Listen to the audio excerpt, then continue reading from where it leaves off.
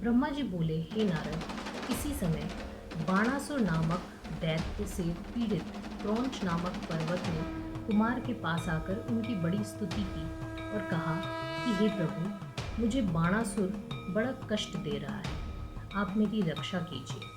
तब क्रौंच की स्तुति से प्रसन्न हो स्कंद जी ने उसे सांत्वना दी और शिव जी का ध्यान कर वहीं से बैठे बैठे बाण के लिए जो एक शक्ति छोड़ी तो वह उसे भस्म कर शीघ्र ही कुमार के पास लौट आया। कुमार ने क्रौंच से कहा कि अब तुम निर्भय हो अपने घर जाओ।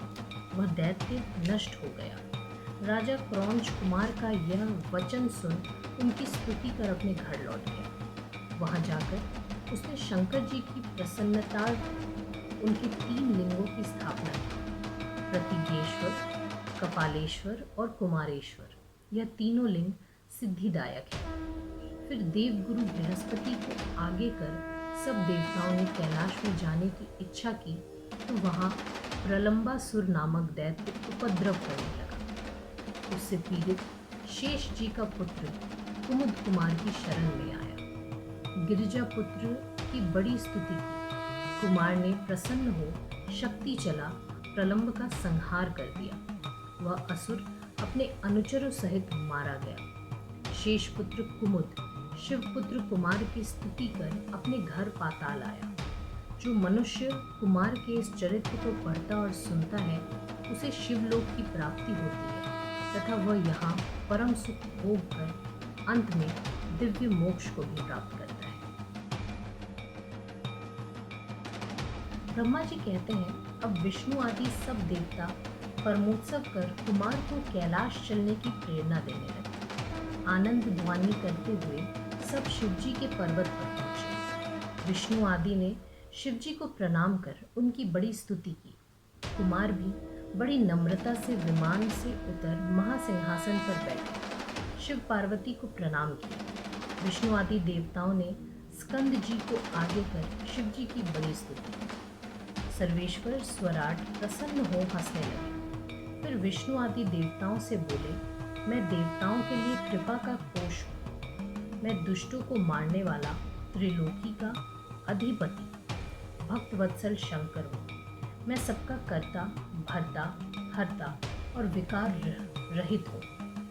तुम पर जब दुख पड़े मुझे स्मरण करो, मैं तुम्हें सुखी करूँगा। यह सुन कुमार सहित सब देवता हर्षित हो अपने स्थान को चले गए। कुमार अपने माता पिता शिव पार्वती के पास उसी पर्वत पर निवास करने लगे। हे नारद, यह मैंने तुमसे कुमार के सब चरित्र कहे। अब आगे क्या सुनना चाहते हो वह कहो। सूत जी कहते हैं, तारकासुर के शत्रु स्कंद का यह चरित्र सुनकर नारद जी बहुत प्रसन्न हुए। उन्होंने ब्रह्मा जी से कहा कि हे प्रजानाथ, स्वामी कार्तिकेय का यह अमृतमय चरित्र तो मैंने सुना। अब कृपा कर सब मंगलों के भी मंगल गणेश जी का दिव्य चरित्र मुझे सुनाइए।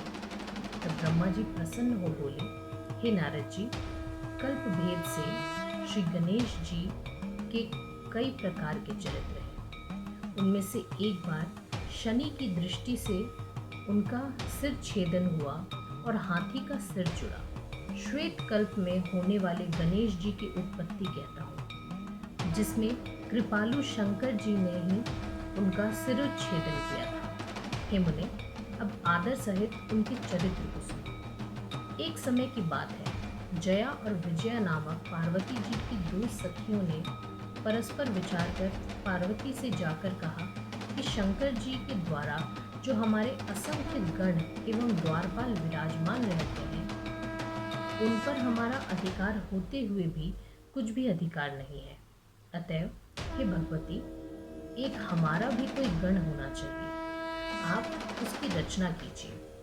देवी पार्वती को सखियों की ये बात प्रिय लगी और उन्होंने उसकी रचना की इच्छा की। विचार कर पार्वती जी ने अपने शरीर की मैल से सर्वलक्षण संपन्न एक पुरुष का निर्माण किया। पार्वती जी ने उसे अनेक प्रकार के वस्त्रों से सजा, अनेक प्रकार के अलंकारों से युक्त कर बड़ा आशीर्वाद दिया। तब उस पुत्र ने पार्वती जी से कहा कि हे माता, मेरे लिए क्या आज्ञा है, मैं आपकी सब आज्ञाओं को पूर्ण करूँगा। पार्वती जी ने कहा, तुम मेरे द्वार के रक्षक रहो, मेरी आज्ञा के बिना कोई कैसा भी क्यों न हो मेरे घर के भीतर न आना।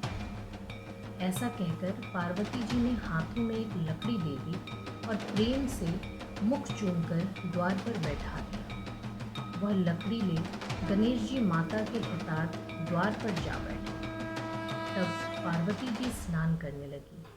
उसी समय शिव जी द्वार पर आ गए और जब अंदर जाने लगे तब शिव जी को ना जानकर गणेश्वर ने कहा कि मेरी माता की आज्ञा के बिना आप नहीं जा सकते। शिव जी ने कहा, मूर्ख, तू किसको रोकता है?